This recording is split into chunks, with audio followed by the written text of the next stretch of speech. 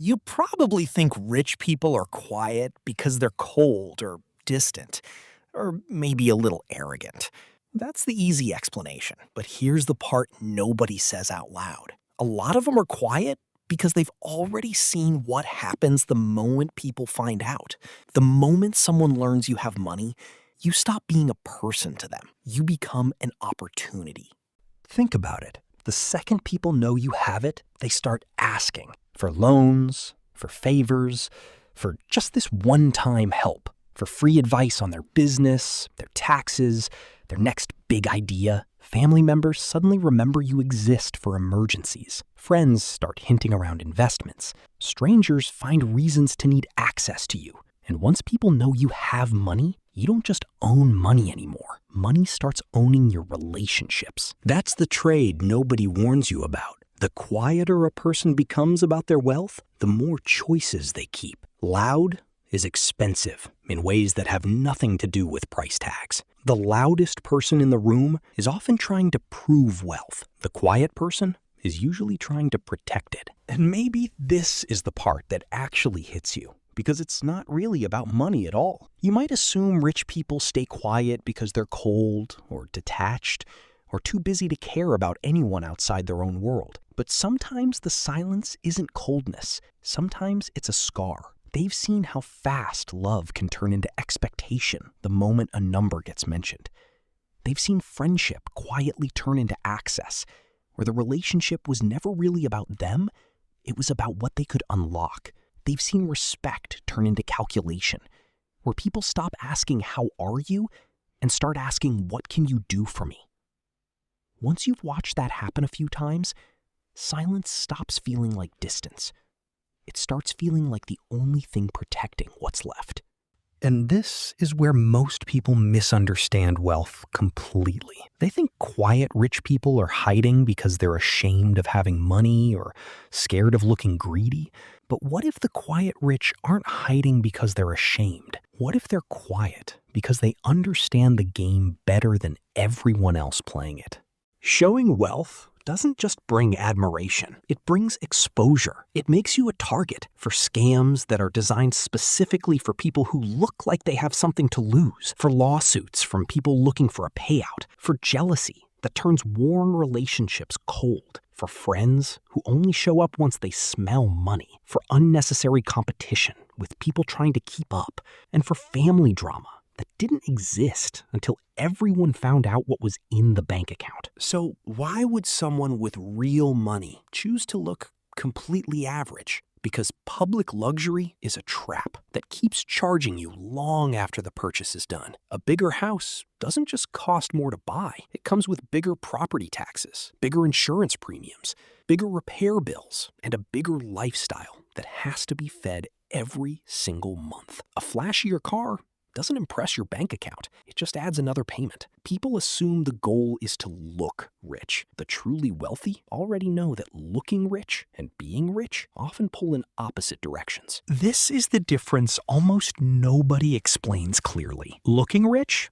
means buying attention, designer logos, valet parking, a watch that costs more than most people's rent, a vacation posted in real time so everyone can see it happening. It feels good for a moment, and then the bill comes, and the bill never really stops, because attention is one of the few things you have to keep paying for just to maintain. Being rich looks completely different from the outside, because being rich means buying freedom. It means buying time back. It means buying privacy, options, and the ability to walk away from a bad deal, a bad job, or a bad relationship without panicking about money. It means having enough runway that a bad month doesn't turn into a bad year. One of those is performance, built for an audience. The other is power, built for a life. That's why so many wealthy people don't talk about how much they earn, what they actually own, what they inherited, what they quietly sold last year, or how much cash they're sitting on. It's not secrecy for the sake of secrecy.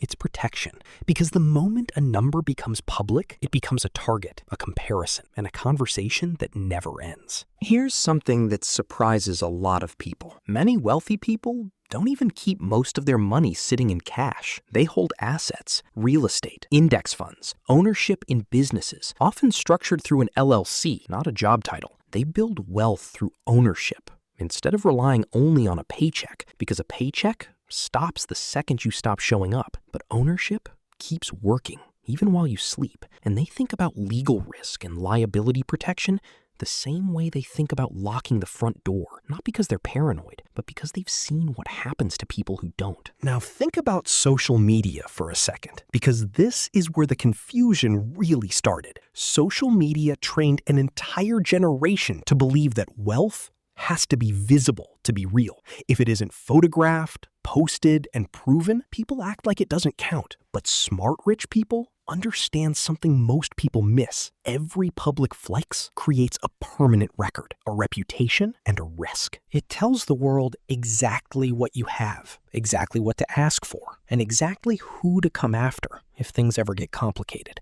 They don't need strangers clapping for a lifestyle they already control. The applause doesn't pay the mortgage. It doesn't lower the tax bill. It doesn't protect the business. It just feeds an audience that was never going to help in the first place. And here's the American reality underneath all of this. Right now, a lot of people are working hard just to look stable while quietly drowning. Rent that keeps climbing, groceries that cost more every month, car payments, credit card debt that never seems to shrink, insurance on top of insurance, childcare, medical bills, and a paycheck that somehow disappears before the next one arrives. Meanwhile, quiet wealth tends to win in this exact environment, not because those people are smarter than everyone else, but because they're not spending money trying to convince strangers they're winning. Every dollar that isn't spent proving something to people who don't matter is a dollar that can build something that does. But here's the part nobody says out loud about being underestimated. Quiet rich people often enjoy it. Being underestimated gives them better deals,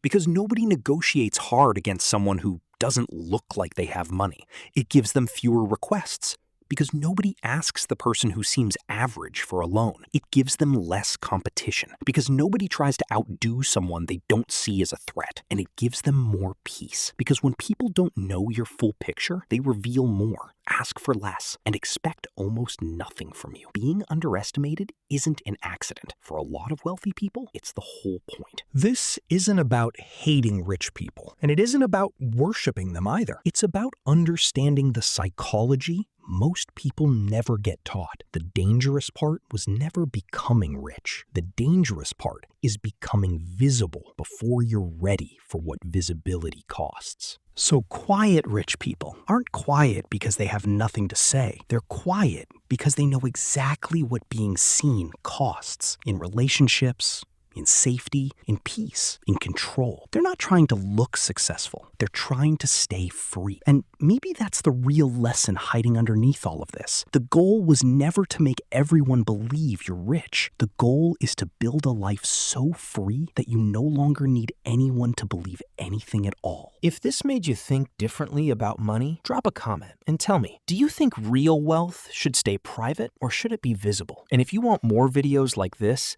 on money, wealth, and the psychology of financial freedom, go ahead and subscribe, because this is just the beginning.